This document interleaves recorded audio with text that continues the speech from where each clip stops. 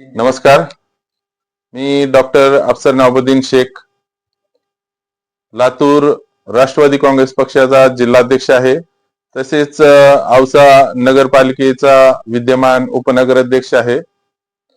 मी या विधान परिषद निवडणूक 2026 धाराशिव, लातूर आणि बीड या निमित्तानं मी आपल्या सर्व राष्ट्रवादी काँग्रेस पक्षाच्या मतदारांना या ठिकाणी नम्र विनंती करतो की येणाऱ्या 18 तारखेला आपण माननीय माजी मंत्री आणि माजी आमदार आणि महायुतीचे नेते माननीय बसवराजजी पाटील साहेब यांना क्रमांक 1 हे टाकून आपण मतदान करून त्यांना आशीर्वाद द्यावा.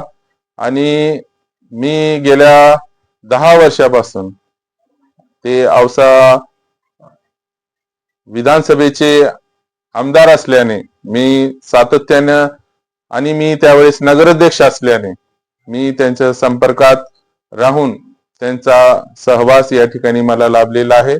निश्चितपणे आपले जे स्थानिक स्वराज्य संस्थेचे मतदार आहेत, जे जिल्हा परिषद आणि मनपा आणि नगरपालिका, हे सर्व या सर्वांना या ठिकाणी न्याय देण्यासाठी ते निश्चितपणे काम करतील याचा मला पूर्ण विश्वास आहे.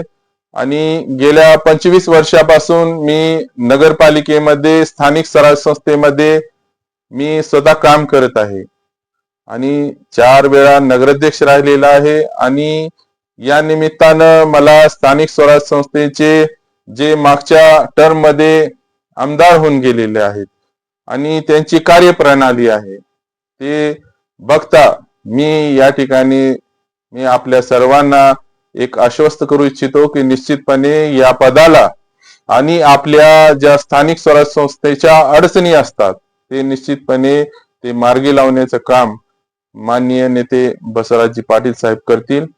त्यामुळे या निमित्तानं राष्ट्रवादी काँग्रेस पक्ष, आमचे नेते माननीय सुनित्राताई वहिनी आणि त्याचबरोबर माननीय तटकरे साहेब आणि पार्थदादा पवार आणि आमच्या जिल्ह्याचे नेते माननीय मंत्री बाबासाहेबजी पाटील साहेब, संजयजी बनसोडे साहेब आणि विक्रमजी काळे साहेब, तसेच आपले सतीशजी चव्हाण साहेब, या सर्वांचा आशीर्वाद माननीय साहेबांना आहे.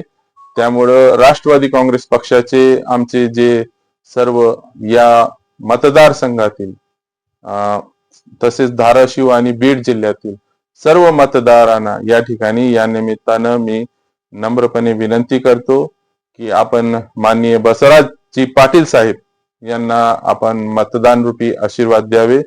आणि मतदान करताना जी काळजी घेणं आवश्यक आहे की नंबर्स आपण व्यवस्थित टाकलं पाहिजे आणि नंबर मध्ये आपण या संबंधी आमचं डिटेल पॉम्पलेट सुद्धा आपल्याकडे येईल. क्रमांक 1 चं मतदान आपण त्यांना देऊन आपले महायुती भक्कम करावी असं आवाहन या निमित्तानं मी करतो. धन्यवाद.